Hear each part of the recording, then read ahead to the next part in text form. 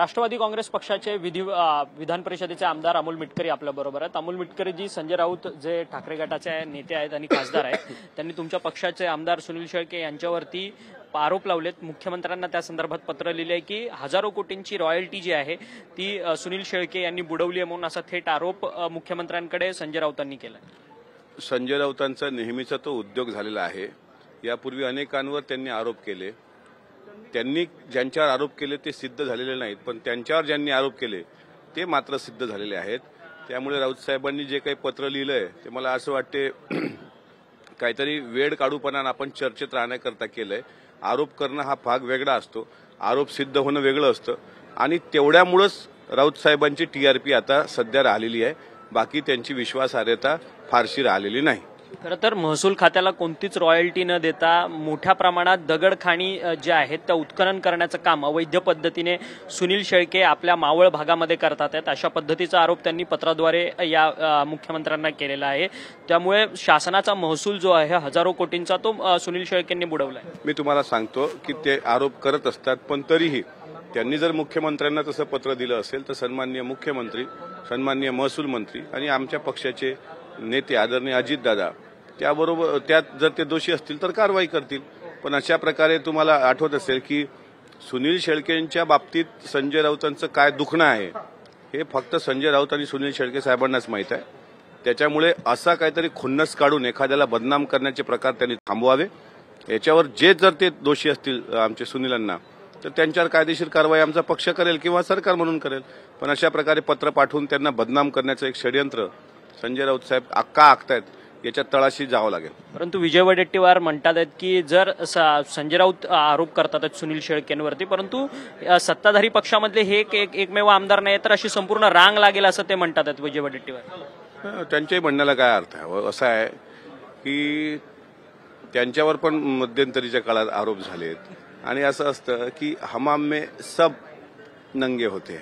त्यामुळं दुसऱ्यांच्याकडे बोट दाखवताना चार बोट आपल्याकडे पण असतात। विरोधी पक्षाच्या भूमिकेत असताना त्यांचं गैरवर्तन तुम्ही बघितलं असेल। काल सभापतींसोबत केलं त्यांनी गैरवर्तन अख्ख्या महाराष्ट्राने पाहिलं आणि अशा लोकांकडून आता काय अपेक्षा करणार? शेवटी ते त्यांच्या भूमिकेत आहेत, त्यांना त्यांची भूमिका लखलाभ। गोपीचंद पडळकर यांनी मुख्यमंत्र्यांची भेट घेऊन छत्र निजामपूर जी ग्रुप ग्रामपंचायत आहे तिचं नाव बदलून किल्ले रायगड ग्रामपंचायत करावा अशी मागणी केलेली आहे। या गोष्टीकडे कसं पाहता? कारण काल पण तुम्ही या संदर्भात भूमिका मांडलेली आहे। मी माझी भूमिका ही मांडली होती की शेतकऱ्यांचं अधिवेशन शेतकऱ्यांवर झालं पाहिजे। छत्र चामर, छत्र निजामपूर हा जो काही विषय आहे तो त्यांनी वैयक्तिक मुख्यमंत्र्यांना भेटून केला असेल तर योग्य आहे, पण त्याला उगाच अधिवेशनाचा फोकस दुसरीकडे वळवणं आणि त्यातून हिंदू मुस्लिम, हिंदू ख्रिश्चन असे वाद लागतील असा प्रयत्न कृपा करून कोणी करू नये। खरं तर काल विजय भांबळेंचा पक्षप्रवेश झाला तुमच्या पक्षामध्ये। विजय भांबळे हे मेघना बोर्डीकरांच्या विरोधात अवघ्या काही मतांनी हरलेले होते, अर्थात 3-3.5 मतांनी हरलेले होते। आता मित्र पक्षांमध्ये या सगळ्या संदर्भातली चुरस लागली आहे का एकमेकांच्या विरोधातले उमेदवार घ्यायचे?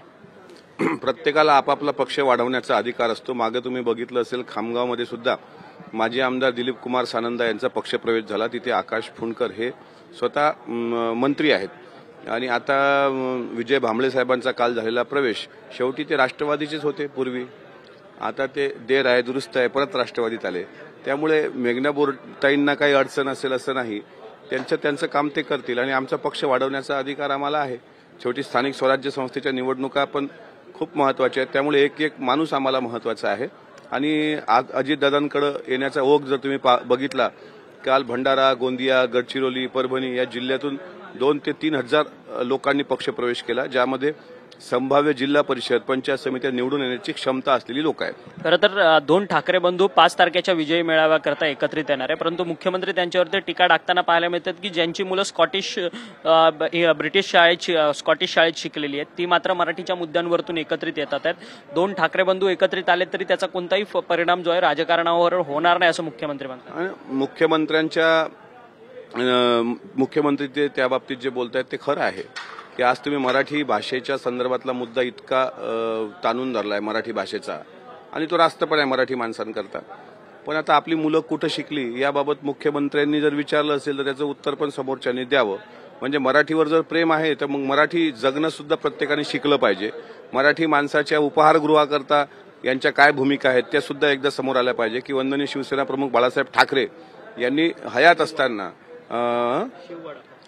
म्हणजे मराठी माणसाला बळ द्यायला वडापाव काढला होता, शिव वडापाव केंद्र, झुणका भाकर, ₹1 झुणका भाकर केंद्र होती.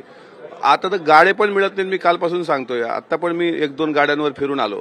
त्यांची परिस्थिती फार भयंकर आहे. तर यांच्याकरता काहीतरी करा.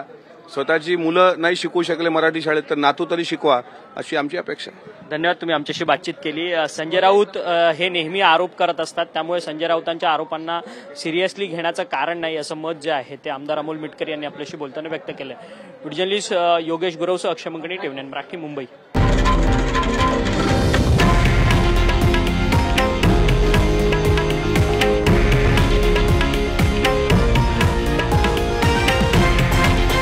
हे आहे देशातील नंबर 1 न्यूज नेटवर्क आणि आपण पाहत आहात टीव्ही 9 मराठी, एकमेव.